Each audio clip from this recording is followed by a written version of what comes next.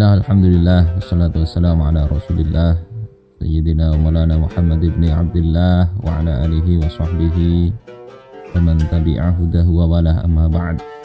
Subhanaka la ilma lana illa ma 'allamtana innaka antal alimul hakim. Wa la hawla wa la quwwata illa billahil aliyyil azim.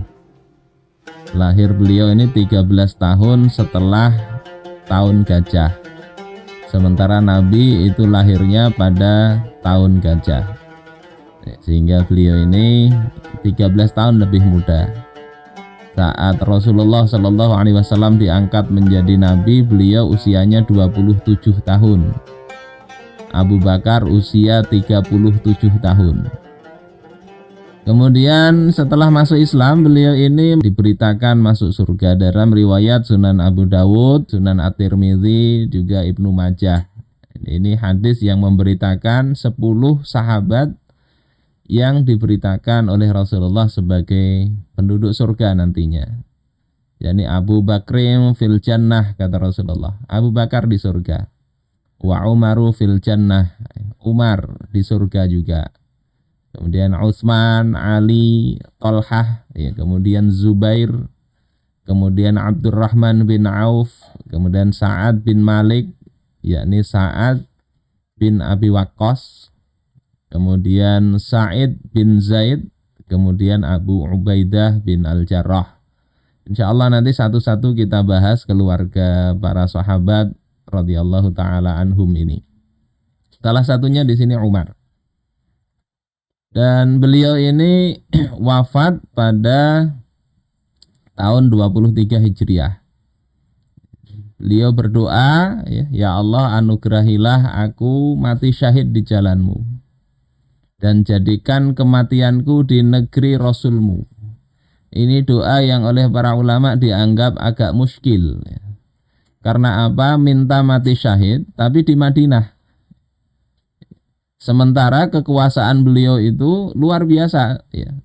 Mekah, Madinah, Jazirah Arab, ya, kemudian Mesir, ya, kemudian sampai ke Palestina, ke Syam. Itu semua dikuasai oleh Sayyidina Umar bin Khattab. Beliau di pusat kota, di pusat kekhilafahan. Kok minta doa matinya di situ, tapi mati syahid. Tapi Allah Subhanahu wa taala mengijabahi doa beliau ini, ya. Yakni beliau dibunuh oleh Abu Lu'lu'ah al-Majus saat sedang mengimami sholat subuh. Ini bisa dibaca di dalam kitab Al-Bidayah wa Nihayah Imam Ibnu Katsir tentang kronologis wafatnya beliau ini. Dan juga di At-Tabaqah Al-Kubronya Ibnu Sa'ad. Jadi wafat beliau dalam kondisi terbaik. Kemudian beliau dari sisi keluarga ini memiliki 6 istri dan 13 anak. Loh kok 6? Ya 6 ini tidak satu waktu. Yang yang terkumpul itu maksimal kan 4. Jadi kalau ada yang dicerai atau ada yang wafat, ya boleh saja menikah lagi.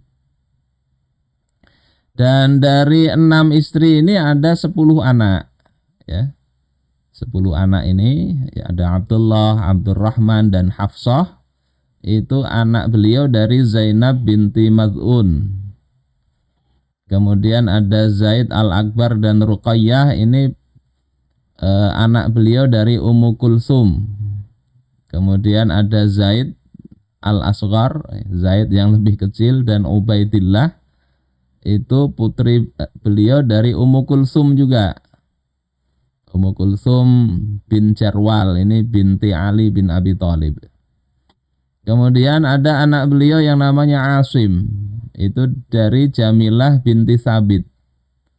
Ada putri beliau namanya Fatimah, ya, dari Ummu Hakim, dan ada Iyad. Ini putra-putri beliau. Kemudian yang 3 dari budak. Jadi ada Abdurrahman al-Ausad, kemudian Abdurrahman al-Asghar, dan Zainab.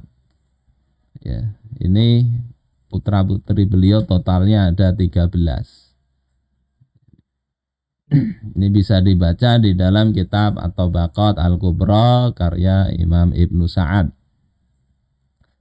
Setelah itu kita bahas insya Allah beberapa momentum dalam keluarga beliau.